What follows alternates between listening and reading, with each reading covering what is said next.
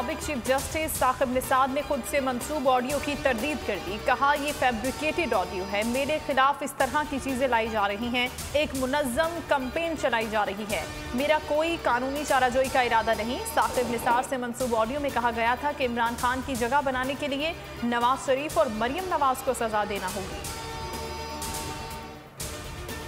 नैब कवानीन का इतलाक सिर्फ सियासतदानों पर होता है, इल्जाम लगाकर गिरफ्तार कर लिया जाता है। शाहिद खाकान अब्बासी कहते हैं कि एहतसाब कानून के दायरे में होना चाहिए। कमर जमान कायरा बोले, आइन के तहत मुल्क चलाना है तो तमाम इदारे हुदूद में रहे।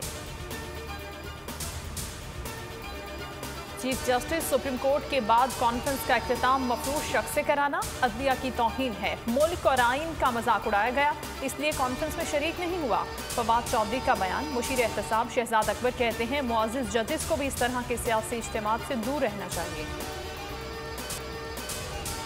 फैसलाबाद की टेक्सटाइल मिल में आग फिर भड़क उठी, काबू पाने की कोशिशें जारी। खौफनाक आतिशज़दगी से इमारत मुकम्मल तबाह हो गई, करीबी इमारतों को खाली करवाया गया।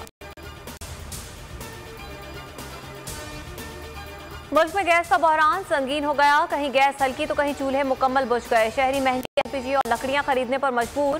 गैस की मुसलसल किल्लत के खिलाफ अवाम एहतजाज पर उतर आए। एक और बहरान सर उठाने लगा। पेट्रोल पंप डीलर्स ने 25 नवंबर को पेट्रोल पंप्स बंद रखने का ऐलान कर दिया। कहा, हुकूमत ने मार्जिन 6% करने का वादा पूरा नहीं किया। मुल्क में डेंगू के बाद मुसलसल जारी। पंजाब में 6 और कराची में 2 अफराद की जान चली गई। खैबर पख्तूनख्वा में 77 और इस्लामाबाद में 26 केसेस रिपोर्ट।